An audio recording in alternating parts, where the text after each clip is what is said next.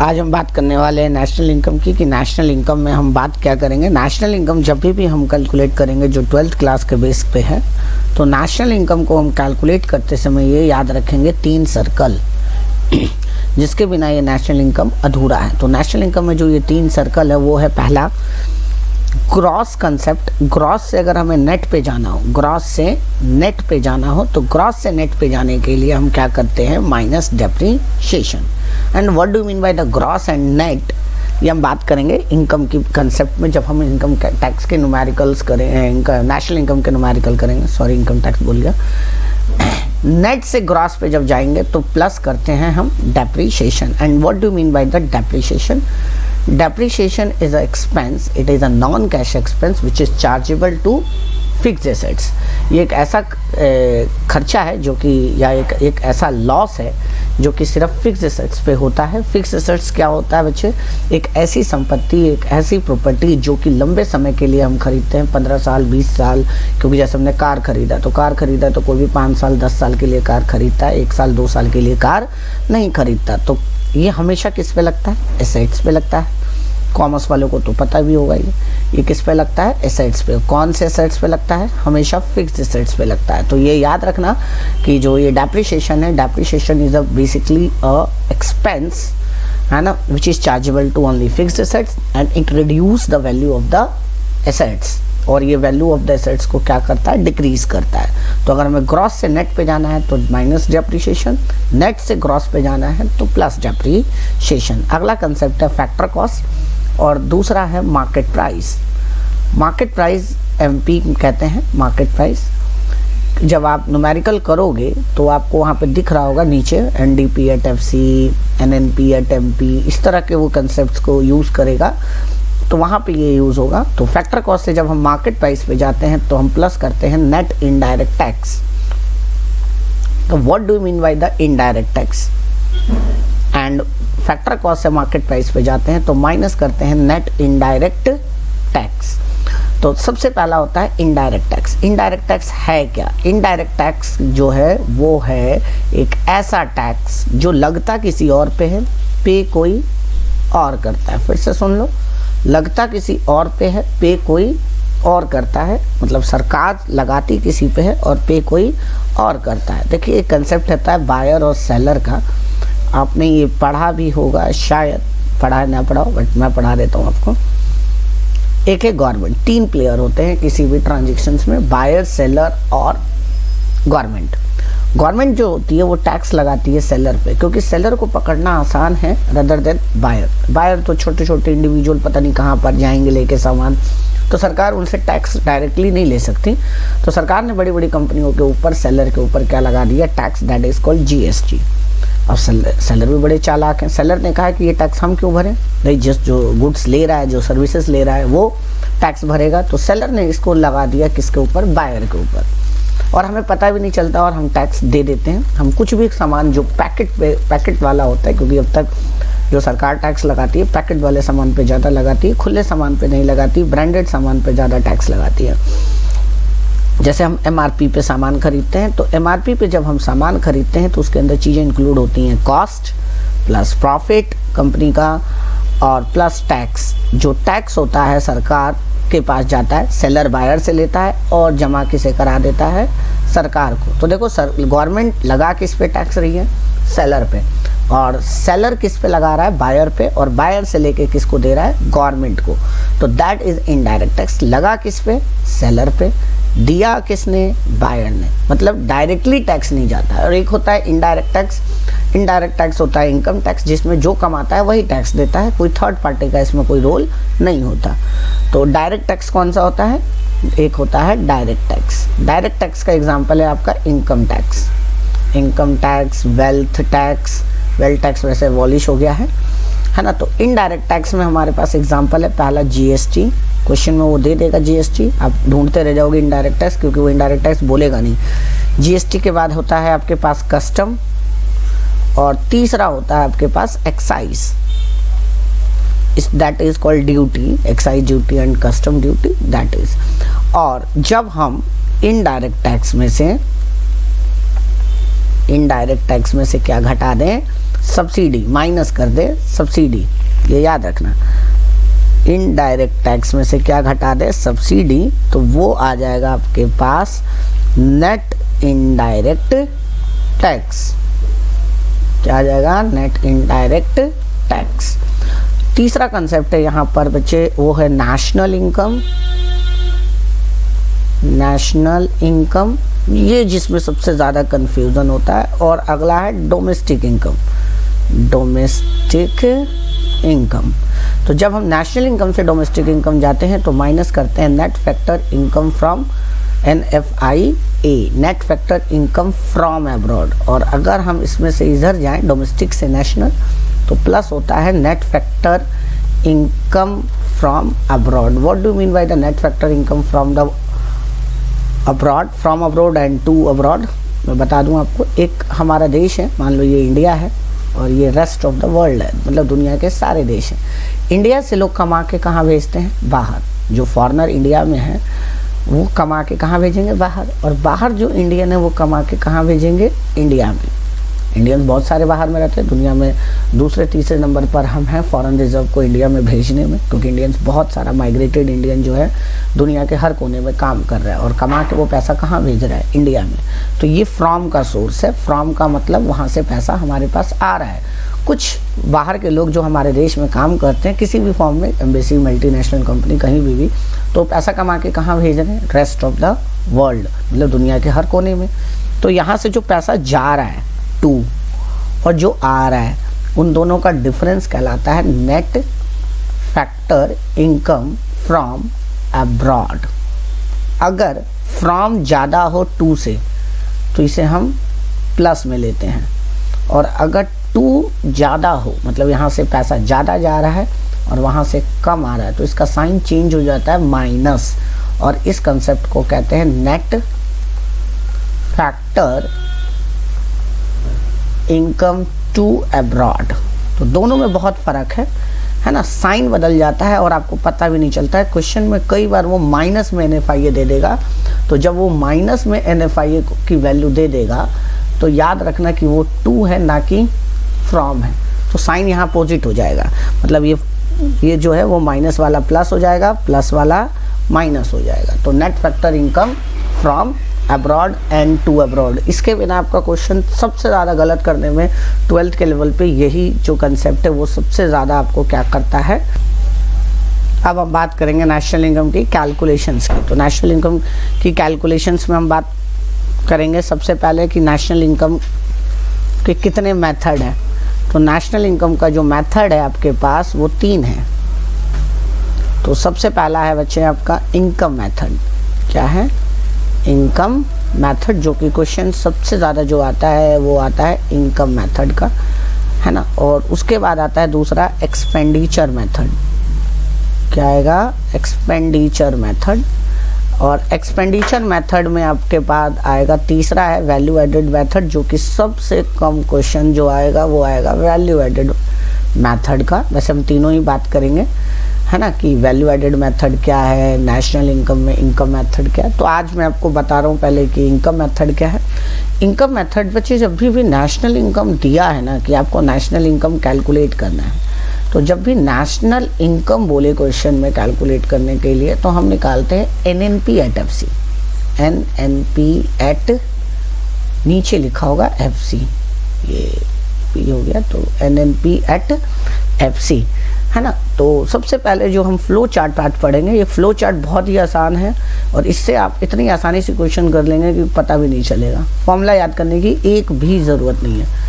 तो सबसे पहले इस फ्लो चार्ट से हमारे पास निकल कर आता है NDP एट FC, और NDP एट FC में सबसे पहला होता है जो है वो है compensation to employ. Compensation to employ. तो कंपनसेशन टू एम्प्लॉय है क्या? कंपनसेशन टू द एम्प्लॉय का मतलब हुआ कि अगर कोई आप काम, आपके पास वर्कर काम कर रहा है तो उसको आप किस किस फॉर्म में आप एक पेमेंट कर रहे हो। पेमेंट मतलब आप सैलरी की फॉर्म में भी कर सकते हो, इन कैश, इन काइंड, है ना। इसके अलावा हम बहुत सारे अलाउंसेस देते हैं। What do mean by the allowances? Worker के खर्चों को हम रिम्बर्स करते हैं, जो उसके कुछ पर्सनल खर्चे होते हैं कंपनी बियर करती है, जैसे कि हाउस रेंट अलाउंस, घर का किराया, है ना, उसके अलावा वो गाड़ी देती है। इसके अलावा परक्विजिट्स होता है कुछ, जैसे कि घर बंगला ही दे देना, एक तो होता है किराया देना और एक होता है घर दे देना, दोनों में फ़र्क है। किराया देना अलाउंसेस कहलाता है और डायरेक्ट घर दे देना परक्विजिट्स कहलाता है। ये इनकम टैक्स का कंसेप्ट है। तो कंपनसेशन टू एम्प्लॉय में क्या क्या इंक्लूड होता है? सैलरी, दूसरा वेजेस, मतलब वर्कर को या तो सैलरी मिलेगी, परमानेंट वर्कर है, और टेम्परेरी वर्कर है तो उसको वेजेस मिलेगा। तीसरा बोनस, बोनस प्रोडक्टिव बोनस, कौन सा? प्रोडक्शन से लिंक्ड हो तब। चौथा पेंशन, पेंशन जब वो काम करने के बाद रिटायर होता है वो पेंशन इंक्लूड होता है। ओल्ड एज पेंशन इंक्लूड नहीं होता है क्योंकि ये बिना काम करे आपको मिलता है, ये सरकार देती है, सोशल सिक्योरिटी बेनिफिट है। विडो पेंशन नहीं होता, विधवा वाली पेंशन नहीं होती, है ना, और आजकल कोरोना वाला है वो भी पेंशन नहीं है। पांचवा है बच्चे कंट्रीब्यूशन बाय एम्प्लॉयर, जो कि सबसे ज़्यादा भूलते हैं बच्चे, in social security benefits, social security benefit, that is called provident fund, PF. होता क्या है प्रोविडेंट फंड? पीएफ जो होता है कि सरकार के द्वारा बनाया गया फंड, एक लेबर लॉ का पार्ट है।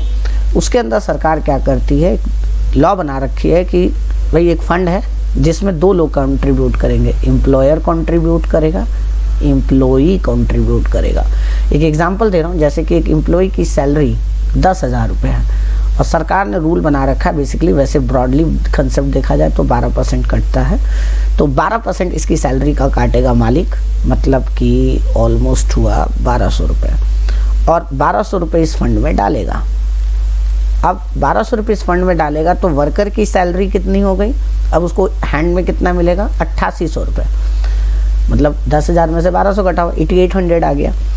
और एम्प्लॉयर अपनी तरफ से, मतलब मालिक अपनी तरफ से 1200 रुपये कंट्रीब्यूट करेगा, तो प्रोविडेंट फंड में टोटल हो गया 1200 प्लस 1200, मतलब 1200 एम्प्लॉयर का और 1200 एम्प्लॉई का, तो 2400 रुपये ये कंट्रीब्यूट हो गया। कितना हो गया कंट्रीब्यूट? 2400 रुपये। और सैलरी उसको कितनी मिल गई? 8800, तो 2400 और 8800 हो जाएगा उसका 11,200 रुपये। तो 11,200 रुपये उसको बेसिकली मिला। सैलरी थी कितनी? 10,000, और मिल कितना रहा है उसको देखा जाए तो 11,200। फिर से सुन लो, 1200 रुपये मतलब 12% बेसिकली लेबर की सैलरी का काट के प्रोविडेंट फंड में डाला जाता है, और मालिक का 12%, मालिक अपनी तरफ से 12% प्रोविडेंट फंड में डालता है। तो ये प्रोविडेंट फंड पे हक पूरा लेबर का होता है, वर्कर का होता है, एम्प्लॉई का होता है, मालिक का इसका कोई लेना देना नहीं होता। फिर सरकार इस पे ब्याज देती है और बाकी सभी फंड से ज़्यादा ब्याज देती है। आप एफडी करा लो, कुछ भी करा लो, उन सब में से सबसे ज़्यादा ब्याज सरकार प्रोविडेंट फंड में देती है। और जब वर्कर काम छोड़ कर जाता है तो ये पैसा विद इंटरेस्ट उसे आराम से निकाल सकता है अकाउंट में, काम करते हुए भी निकाल सकता है कुछ केसेस में, जैसे उसको अपना घर वर बनवाना हो तो उसके उस कंसेप्ट पे वो निकाल सकता है पैसे। तो ये बहुत इम्पॉर्टेंट चीज़ है कि आप प्रोविडेंट फंड, और ये सिर्फ एम्प्लॉयर का आता है। अब एम्प्लॉयर का क्यों आता है? क्योंकि देखो एडिशनल बेनिफिट उसको कितना हो रहा है? सिर्फ 1200 का, 10,000 तो उसी की सैलरी थी। तो अगर क्वेश्चन में एम्प्लॉयर की जगह एम्प्लॉई दे दे तो उसे नहीं जोड़ना है। फिर से सुन लो, एम्प्लॉई का नहीं जोड़ना है। किसका जोड़ना है? एम्प्लॉयर का जोड़ना है। एम्प्लॉई का जोड़ दोगे तो गलत हो जाएगा, वो डबल कैलकुलेशन हो जाएगी, क्योंकि सैलरी आपने ऑलरेडी जोड़ दिया, फिर दोबारा आप इसमें 1200 जोड़ दोगे तो ये 2 बार जुड़ जाएगा, जो कि क्वेश्चन को गलत करेगा, और ये गलत करने का बहुत बड़ा रोल है इसका। इसके अलावा एक व्यक्ति की इनकम कहाँ से आती है, उसे हम कहते हैं operating surplus. Operating surplus, operating surplus को बेसिकली ये 4 हिस्सों में बांटते हैं। पहला आता है रॉयल्टी। रॉयल्टी क्या होता है? आप कोई चीज़ इन्वेंट करते हो, पेटेंट करवाते हो, कोई बुक लिखते हो और उस बुक का राइट आप किसी को दे देते हो कि आप प्रिंट कीजिए, आप बेचिए और उसके बदले आप मुझे क्या दीजिएगा, कमीशन दीजिएगा।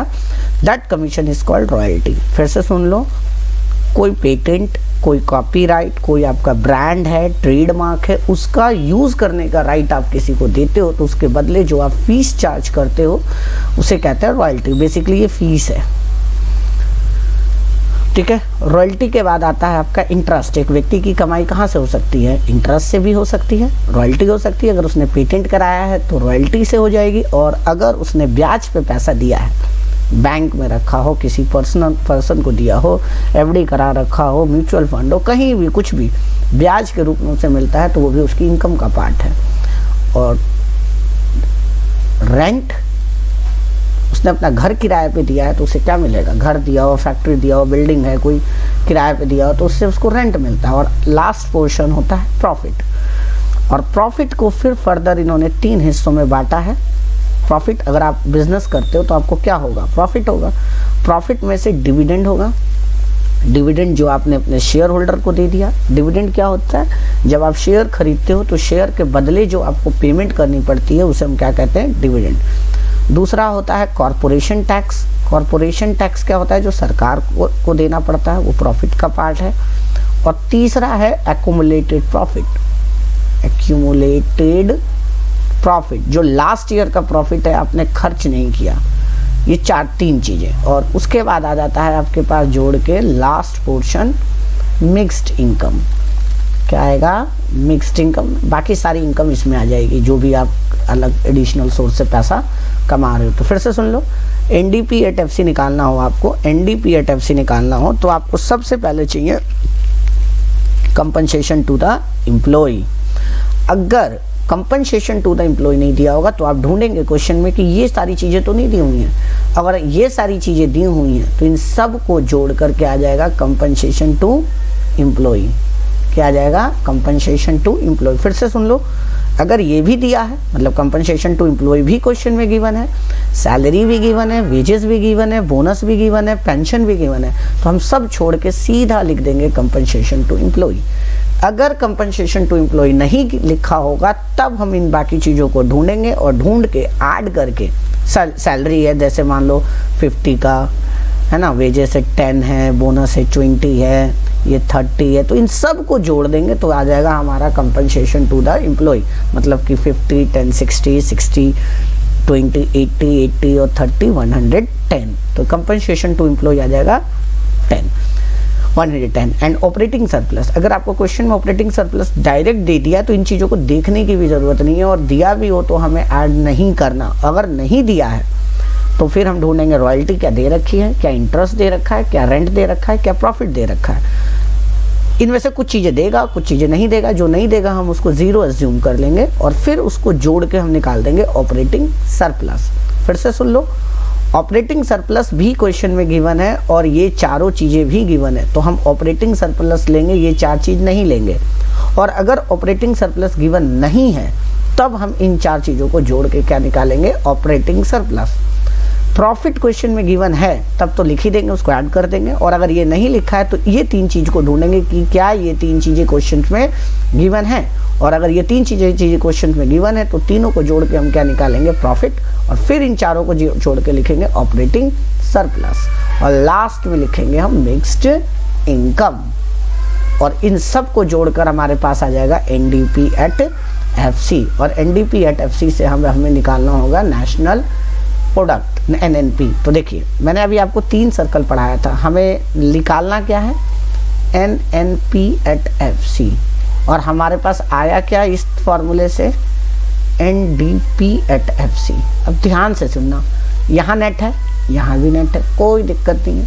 यहाँ डोमेस्टिक है, यहाँ नेशनल है, ये थोड़ी सी प्रॉब्लम है। तो डोमेस्टिक से नेशनल पे जाने के लिए मैंने अभी बताया था ना, that domestic means domestic income, और ये है नेशनल इनकम। तो डोमेस्टिक इनकम से अगर मुझे नेशनल इनकम पे जाना हो तो मैंने बताया था प्लस करते हैं NFIA। तो अब आपके पास आ गया, यहाँ फैक्टर कॉस्ट है, यहाँ भी फैक्टर कॉस्ट है, यहाँ प्राइस है, यहाँ भी प्राइस है, प्रोडक्ट है मतलब। तो आप NDP@FC में अगर NFIA जोड़ देते हैं तो सीधा आ जाता है आपके पास NNP@FC। याद करने की कोई ज़रूरत नहीं हो, 3 सर्कल आप पेपर में बना लेना। अब मान लो आपको निकालना है GDP@MP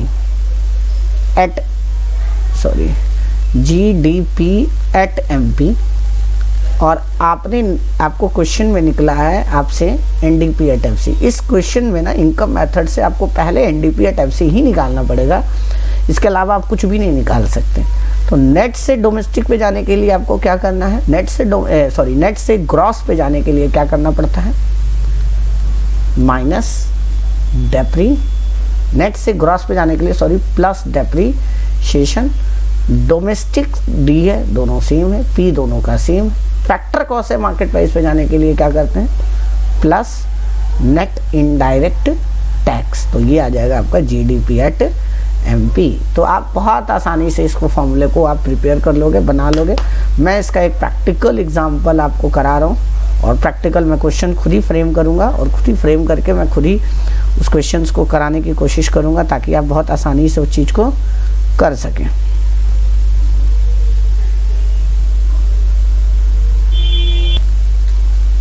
मैं एक क्वेश्चन बना रहा हूँ यहाँ पे आपके लिए और उस क्वेश्चंस के हिसाब से मैं आपको समझाने की कोशिश करूँगा कि क्या है। देखिए इस क्वेश्चंस के अंदर मैं आपको बताने वाला हूँ। सबसे पहले आपको दिया होगा सैलरी, मान लो सैलरी दी हुई है आपको 20 करोड़ इंडिया की। उसके बाद आपको दिया हुआ है पेंशन दिया होगा आपको 10 crore, bonus 20, contribution in PF, contribution in provident fund by employer 10, है ना, contribution in provident fund by employ 10 crore, 10 CR, 20 CR। Profit दिया हो आपको 20 करोड़, है ना। डिविडेंड दिया हो आपको 5 करोड़, रॉयल्टी दी हो 10, डेप्रीशिएशन दिया हो 20, है ना। उसके अलावा आपको दिया हो GST 10, सब्सिडी 5। देखना बच्चे, डेप्रीशिएशन को कई बार वो लिखता है कंजम्पशन ऑफ कैपिटल, तो both are the same thing.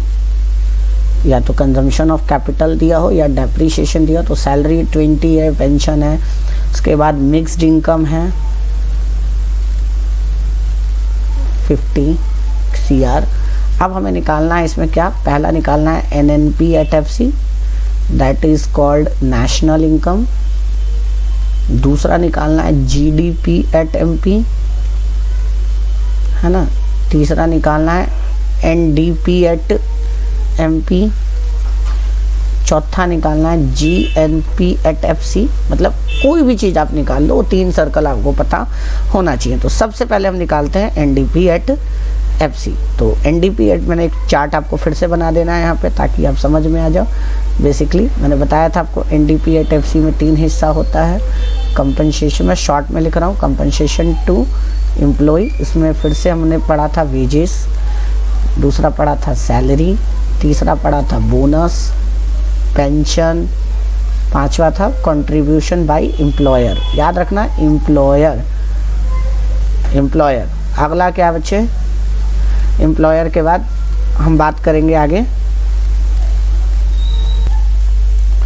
ठीक है। अब हम बात करेंगे एम्प्लॉयर। इसके बाद हमने यहाँ पे बात की थी ऑपरेटिंग सरप्लस में हमने बात की थी रेंट, रॉयल्टी, इंटरेस्ट, प्रॉफिट में फिर हमने बात की थी डिविडेंड, है ना, कॉरपोरेशन टैक्स, और तीसरा था एक्युमुलेटेड प्रॉफिट, और इधर था हमारे पास मिक्स्ड इनकम। ये टेबल आपके पास होना चाहिए। आप प्यार से आपसे बहुत आसानी से चीज़ों को सॉल्व कर लेंगे बिना किसी परेशानी के।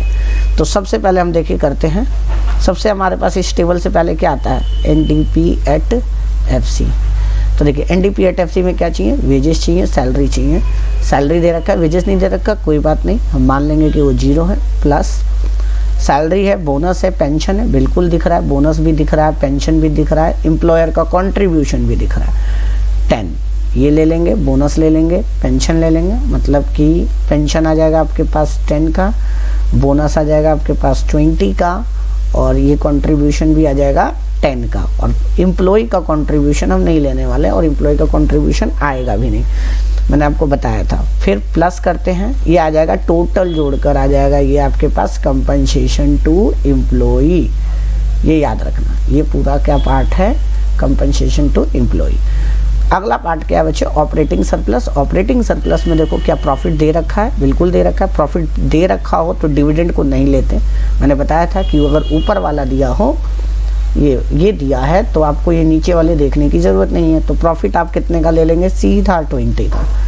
एंड देन रॉयल्टी है क्या, बिल्कुल दिख रहा है रॉयल्टी आपको। रॉयल्टी ये देखो यहाँ था, रॉयल्टी का पोर्शन आप टेबल देख सकते हैं पीछे जाके, है ना। रॉयल्टी कितना है आपके पास, 10 है, तो 10 जोड़ देंगे। प्लस इसके अलावा कुछ है क्या, नहीं है। मिक्स्ड इनकम है, दिख रहा है मिक्स्ड इनकम आपको 50 करोड़ का, तो मिक्स्ड इनकम आप ऐड कर देंगे 50। तो अब जोड़िए ज़रा, 10 20 20 10 30 30 20 50 50 और 10 60 60 और 2 20 80 80 और 10 90 90 और 50 140। तो दैट इज कॉल्ड 140। तो NDP@FC आप पे कितना आ गया, 140 का आ गया। अब हमें निकालना क्या है, देखिए NNP@FC। सबसे पहले हमें निकालना है NNP@FC। तो NNP@FC, और हमने क्वेश्चन में निकाला क्या, NDP@FC। हमारे पास गिवन NDP@FC, ये नेट, ये भी नेट, ये डोमेस्टिक, ये नेशनल। वाओ, डोमेस्टिक से नेशनल पे जाना है, तो प्लस करते हैं net factor income from abroad. क्या दे रखा है net factor income from abroad, कहीं नहीं दे रखा, तो ये हम 0 मान लेंगे। तो हमारा ये सेम आ जाएगा 140 प्लस 0 140, बाकी सब सेम है। देखो फैक्टर कॉस्ट इसमें भी है, फैक्टर कॉस्ट इसमें भी है, एक ही चीज़ चेंज था और वो हमें क्वेश्चन में गिवन नहीं था। अब हमें निकालना है GDP@MP। तो GDP@MP कैसे निकलेगा, देखो NDP@FC तो दे रखा है, हमने निकाला है 140। तो नेट से ग्रॉस पे जाने के लिए क्या करते हैं, माइनस डेप, नहीं प्लस डेप, है ना। नेट से ग्रॉस पे जाने के लिए क्या करते हैं, प्लस डेप। और फैक्टर कॉस्ट से मार्केट प्राइस पे जाने के लिए क्या करते हैं, प्लस नेट इनडायरेक्ट टैक्स। तो NDP@FC हमारे पास कितना है, 140। और डेप कितना है हमारे पास, डेप हमने निकाला consumption of fix capital, that is called dep 20। और नेट इनडायरेक्ट टैक्स कितना है, इनडायरेक्ट टैक्स माइनस सब्सिडी, इनको घटा देंगे तो क्या आ जाएगा, नेट इनडायरेक्ट। तो 10 - 5 मतलब इनडायरेक्ट टैक्स माइनस सब्सिडी, है ना, और तो कुछ नहीं है। अब आ जाएगा आपके पास 140 और 160 और प्लस 5 165। तो ये आपके पास आ गया GDP@MP। अब इसके अलावा आप NDP@MP और GNP@FC खुद निकालेंगे, ताकि आपको समझ में आ सके कि किस तरह से क्वेश्चंस को करना है। और इतना करने के बाद हम अब अगला टॉपिक पढ़ेंगे, और वो होगा एक्सपेंडिचर मेथड और वैल्यू एडेड मेथड। उस पर ज़्यादा टाइम नहीं लगेगा, इसमें ज़्यादा वीडियो लंबा बन गया है, आधे घंटे का। वैसे 1 घंटे में हम तीनों टॉपिक प्यार से न्यूमेरिकल बहुत आसानी से और अच्छे से सीख लेंगे। आज के लिए इतना ही।